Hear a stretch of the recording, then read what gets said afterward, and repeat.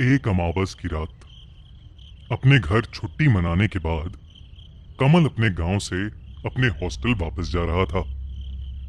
अगले दिन से उसके एग्जाम्स शुरू होने वाले थे और जल्दी पहुंचने के चक्कर में उसने एक शॉर्टकट लेने का सोचा। उस शॉर्टकट का रास्ता जंगल से होकर गुजरता था। कई लोगों का कहना था कि जंगल के उस रास्ते पर कई सारे भूत देखे गए हैं, लेकिन कमल को भूतों पर यकीन नहीं था और वो उसी रास्ते पर आगे चलता गया। कमल आगे आगे जा ही रहा था कि उसे अपने पीछे से एक बस आती दिखाई दी।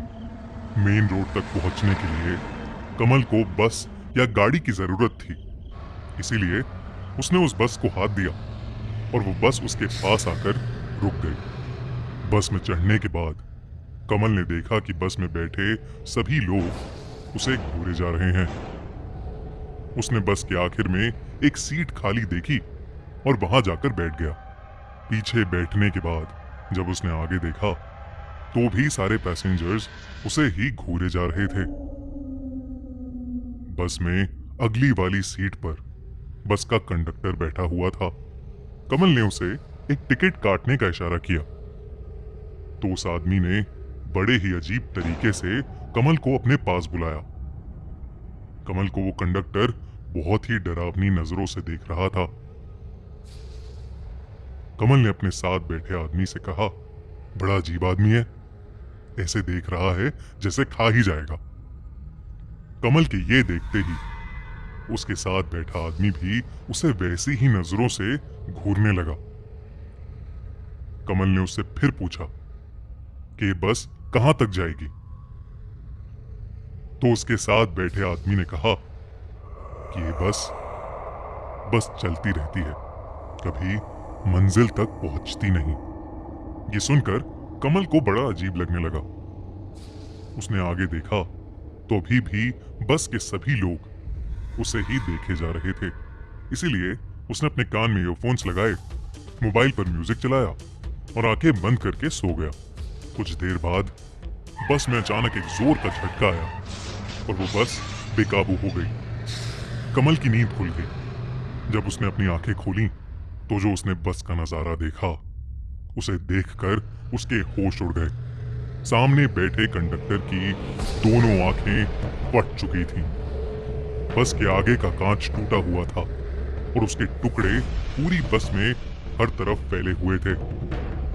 बस में बैठा हर इंसान बहुत अजीब लग रहा था, जैसे वो सब जिंदा मुर्दे बन गए हों। कमल ये सब देखकर बहुत डर गया था और वो बस से निकलने के लिए अपनी सीट से खड़ा हुआ, पर तभी सारी लाशें उठ खड़ी हुई और उसकी तरफ धीरे धीरे बढ़ने लगी।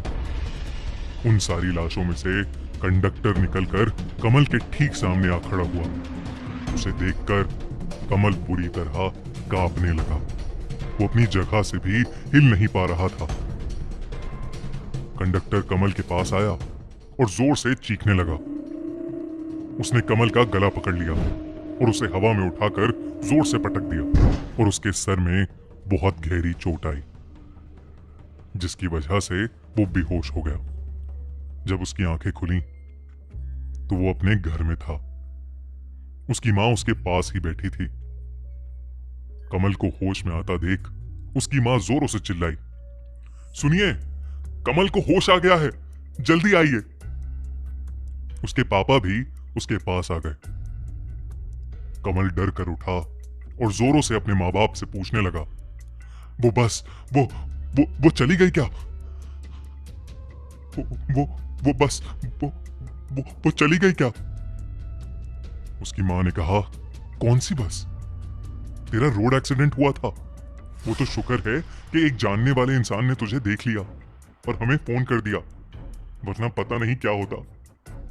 उसकी माँ ने उसे बताया कि उसे पूरे 4 दिन बाद होश आया था। उस दिन के बाद से कई अमावस की रातें ऐसी गुजरी जहां कमल को लगा कि जंगल के रास्ते पर एक बस जा रही है, जिसमें उसे वही लोग बैठे दिखते जो उसे दूर से ही घूरते रहते। सिर्फ कमल ही जानता था कि उस दिन उसके साथ कोई रोड एक्सीडेंट नहीं, बल्कि उसका सामना एक मुर्दों की बस से हुआ था।